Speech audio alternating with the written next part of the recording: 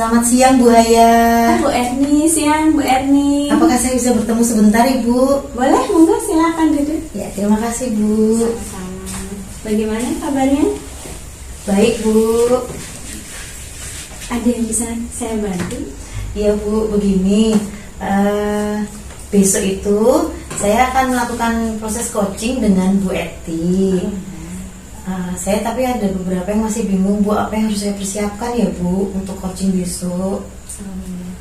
Pelaksanaan coachingnya besok dengan Bu Eti. Iya Bu. Baik Bu Erni, kira-kira kompetensi apa yang akan Bu Erni kembangkan saat pelaksanaan coaching besok? Baik Bu. Kalau dari kompetensi coaching seorang coach itu kan ada 3 ya Bu ya. Dari kehadiran penuh, kemudian menjadi pendengar yang aktif, kemudian yang membuat pertanyaan yang berbobot. Nah dari ketiga ini, duanya saya sudah berusaha untuk melaksanakan dengan baik. Nah ada satu kompetensi Bu yang tentang kehadiran penuh ini yang saya masih belum bisa maksimal gitu dalam pelaksanaannya. Itu tentang kehadiran penuh ya berarti. Sekarang begini, menurut Bu Erni kehadiran penuh dalam coaching itu seperti apa? Kalau menurut saya kehadiran penuh itu hadir secara pikiran dan sikap kita gitu Bu. Jadi menghadapi coach itu ya hadir penuh antara pikiran dan sikap kita.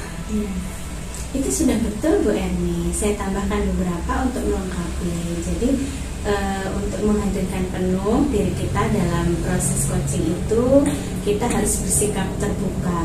Dalam artian kita juga mengatakan kepada si coaching bahwasanya kita pernah punya pengalaman yang sama dengan coaching, apa perasaan kita, kemudian apa yang harus kita lakukan, kita bisa memberi inspirasi kepada coaching. Maaf Bu, saya bisa minta kertas untuk mencatat ya Bu ya? Boleh. Iya. Terima kasih Bu. Kemudian yang kedua ini Bu Erni, kita juga harus bersikap sabar. Jadi coaching itu biasanya kan banyak bercerita, kemudian mengutarakan permasalahan. Kita posisi menghadirkan penuh itu kita juga harus bersikap sabar terhadap permasalahan yang coaching sampaikan. Kemudian ada lagi, kita juga harus bersikap ingin tahu lebih banyak. Fungsinya apa? Ketika kita ingin tahu lebih banyak, supaya kita bisa memunculkan semua potensi yang coach miliki, mengembangkan potensi mereka, sehingga nanti kita bisa mengarahkan si coach itu untuk menyelesaikan permasalahannya sendiri gitu, dari berdasarkan pengalaman, berdasarkan diskusi kita. Maka dari itu kita harus menghadirkan diri kita sepenuhnya untuk mendengarkan, supaya kita bisa mengarahkan lebih banyak si coach ini. Kemudian Bu Erni menumbuhkan munculnya mindset dan kompetensi yang lain. Jadi kita berusaha untuk menghadirkan penuh, maka dari kehadiran penuh diri kita, maka kita bisa menjadi pendengar yang baik, karena kita kan benar-benar siap ya untuk mendengar si coaching. Kemudian juga nanti dari kita menyimak si coaching dalam menyampaikan permasalahan itu kita bisa memberikan pertanyaan-pertanyaan yang berbobot, sehingga bisa si coaching ini nanti dia akan berpikir terkait dengan masalahnya, kemudian nanti si coaching ini bisa mengembangkan sendiri jawaban solusi terkait dengan masalah yang dia hadapi. Baik Bu, jadi ternyata untuk bisa melaksanakan 3 kompetensi itu harus, yang pertama itu ya Bu, yang kehadiran penuh itu yang harus diini dulu ya, untuk bisa memunculkan kompetensi yang lain ya. Betul. Baik. Kadang-kadang kita ada sifat bad mood juga ya, ketika sudah lama sekali mendengarkan coach bercerita, maka kita boleh sambil minum untuk menghadirkan penuh diri kita, supaya kita bisa full energi kembali begitu Bu Erni. Betul Bu Erni, jadi 3 kompetensi itu presence, kemudian pendengar yang baik, dan mengajukan pertanyaan berbobot itu harus ada dalam seorang coach, supaya kita bisa lebih mengembangkan potensinya coaching. Baik Bu Haya, terima kasih atas penjelasannya di hari ini. Semoga besok proses coaching saya dengan Bu Eti bisa berjalan dengan baik ya Bu. Sama-sama Bu Erni, saya doakan semoga lancar proses coachingnya besok. Baik Ibu, terima kasih atas waktunya. Sama-sama. Saya mohon pamit dulu ya Bu ya. Silakan Bu Erni. Terima kasih Bu ya.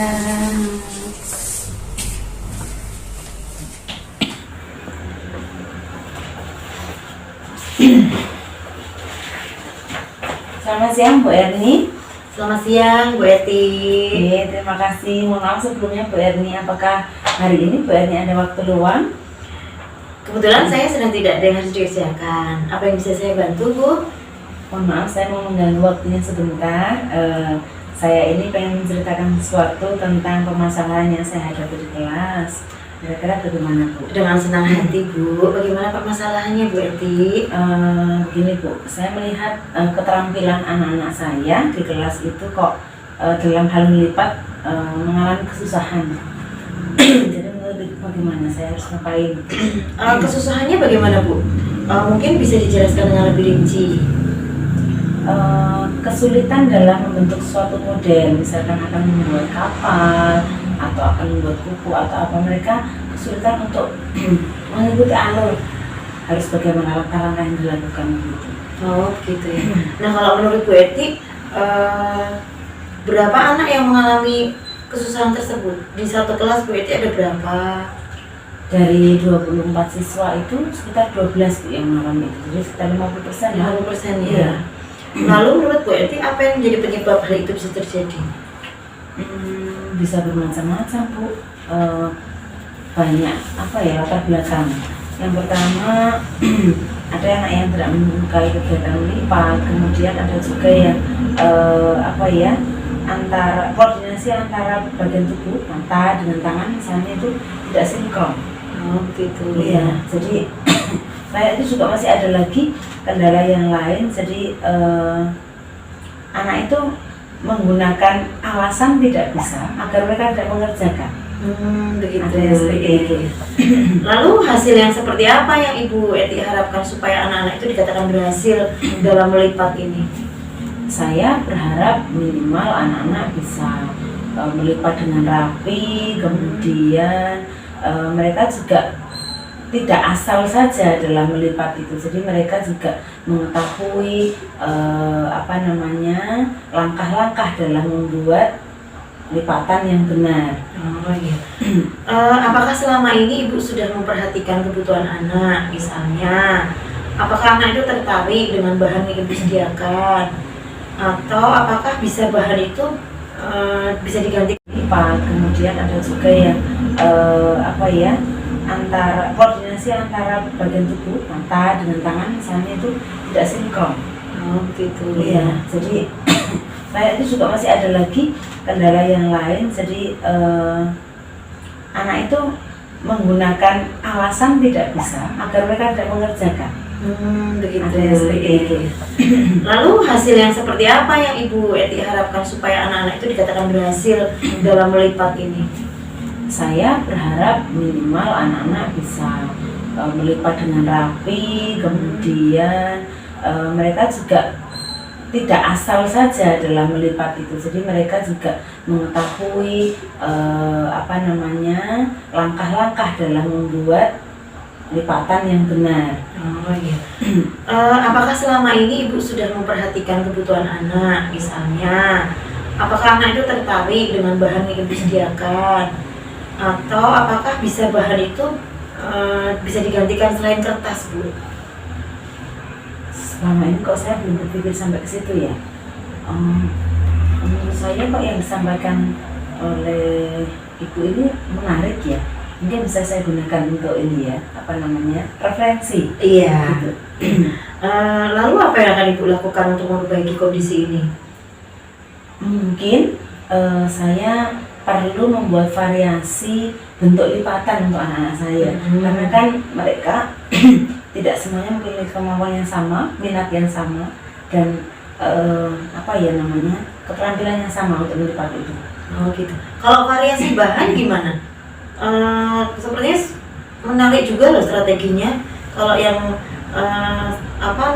variasi bahan yang dilipat gitu misalnya. Kira-kira seperti apa ya Bu variasi bahan yang bisa digunakan selain kertas? Gini. Melipat itu kan tidak harus dengan kertas ya. Ya. Misalnya dalam satu pembelajaran tentang melipat itu Bu Eti bisa memulainya dengan lipatan sederhana. Misalnya yang pertama itu 2-3 lipatan. Juga dengan bahan yang ada di sekitar anak dulu. Misalnya dengan daun pisang, kemudian kain serbet. Nah, lalu untuk selanjutnya bisa dengan lipatan silang misalnya, tetap bahan-bahan yang ada di sekitar anak saja, misalnya kertas koran, kalender, mungkin juga bisa dengan selimut atau yang di rumah. Jadi itu kan bisa juga apa ya, real di kondisi anak-anak tiap hari gitu. Menurut saya kok yang disampaikan oleh ibu ini menarik ya. Mungkin bisa saya gunakan untuk ini ya, referensi. Iya. Gitu. Lalu apa yang akan Ibu lakukan untuk memperbaiki kondisi ini? Mungkin saya perlu membuat variasi bentuk lipatan untuk anak-anak saya. Karena kan mereka tidak semuanya memiliki kemampuan yang sama, minat yang sama, dan keterampilan yang sama untuk melipat itu. Oh gitu. Kalau variasi bahan gimana? Sepertinya menarik juga loh strateginya. Kalau yang variasi bahan yang dilipat gitu misalnya. Kira-kira seperti apa ya Bu, variasi bahan yang bisa digunakan selain kertas? Gini. Melipat itu kan tidak harus dengan kertas ya. Ya. Misalnya dalam satu pembelajaran tentang melipat itu Bu Eti bisa memulainya dengan lipatan sederhana. Misalnya yang pertama itu 2-3 lipatan. Juga dengan bahan yang ada di sekitar anak dulu, misalnya dengan daun pisang, kemudian kain serbet. Nah, lalu untuk selanjutnya bisa dengan lipatan silang misalnya, tetap bahan-bahan yang ada di sekitar anak saja, misalnya kertas koran, kalender, mungkin juga bisa dengan selimut atau yang di rumah. Jadi itu kan bisa juga apa ya, real di kondisi anak-anak tiap hari gitu. Oh baik, iya sebetulnya bisa juga ya Bu, trialnya menggunakan benda-benda yang mereka bisa pegang setiap saat ya. Iya. Jadi tidak harus pakai langsung kertas ya, karena kalau kertas itu kan ada bekas lipatannya yang tampak ya. Iya. Betul. Menurut saya bisa juga masuk Bu ini Bu, bisa menggunakan baju, bisa menggunakan apa yang ada ya. Berarti. Nah itu juga menarik kan, dengan variasi bahan dan teknik itu akan membuat anak kayaknya lebih tertarik deh untuk mencoba. Betul. Selain itu bisa ini ya Bu ya, salah satu alternatif mereka bisa membantu orang tuanya. Iya. Misalnya melipat baju gitu ya. Baik. Berarti saya akan mencoba apa yang disarankan oleh Ibu, saya akan terapkan ke anak saya, nggih. Ya, semoga ini ya Bu berhasil dengan strategi variasi bahan ini ya. Amin. Ya, syukurlah kalau artinya dengan diskusi saya ini bisa menemukan solusi dari variasi bahan. Menarik kan, dengan variasi bahan dan teknik itu akan membuat anak kayaknya lebih tertarik deh untuk mencoba. Betul. Selain itu bisa ini ya Bu ya, salah satu alternatif mereka bisa membantu orang tuanya. Iya. Misalnya melipat baju gitu ya. Baik. Berarti saya akan mencoba apa yang disarankan oleh Ibu, saya akan terapkan ke anak saya, nggih. Ya, semoga ini ya Bu berhasil dengan strategi variasi bahan ini ya. Amin. Ya, syukurlah kalau artinya dengan diskusi saya ini bisa menemukan solusi dari variasi bahan. Nah, kira-kira apa yang Ibu butuhkan untuk mendukung pelaksanaannya ini? Kira-kira apa yang dibutuhkan? Apa ya kira-kira saya butuhkan ya?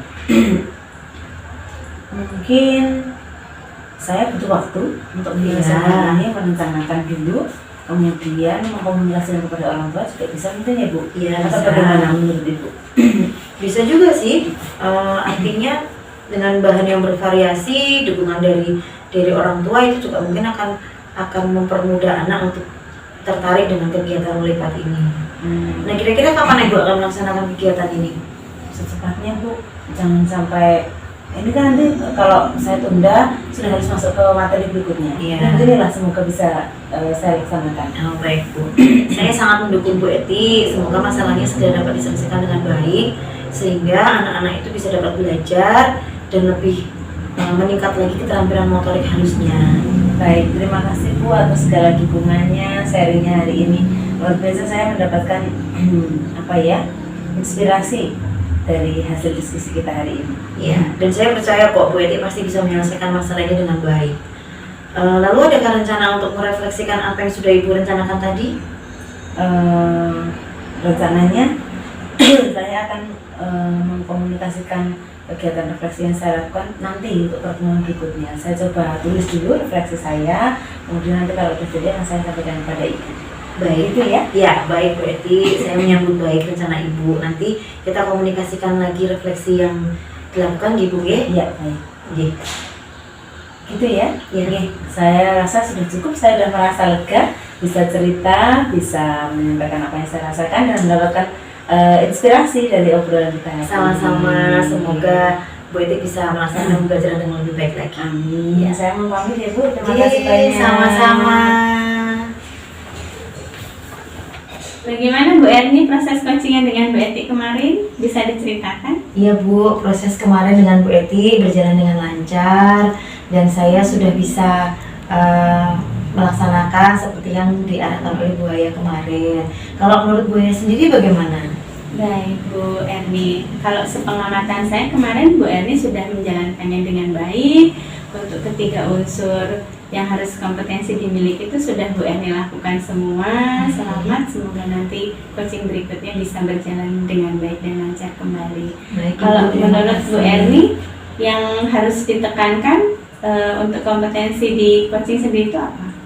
Kalau menurut saya ketiga kompetensi itu berhubungan Bu dan saling mendukung gitu. Tapi untuk bisa yang pertama adalah yang kehadiran penuh, karena ketika kita sudah hadir penuh itu kita bisa kompetensi kedua yang lain akan bisa muncul dengan sendirinya gitu loh. Kita sudah hadir penuh maka kita akan bisa menjadi pendengar yang aktif, kemudian bisa mengajukan pertanyaan yang berbobot. Begitu Bu Aya. Selamat Bu Erni. Bu Erni sudah paham terkait materi coaching ini. Semoga nanti kita sama-sama bisa melaksanakan 3 kompetensi tersebut di coaching-coaching kita berikutnya. Terima kasih Bu Aya atas Sama-sama. masukannya. Ya, selamat menjalankan tugas kembali. Iya, terima kasih Bu Aya, saya mohon Ya, pamit. silakan Bu Erni.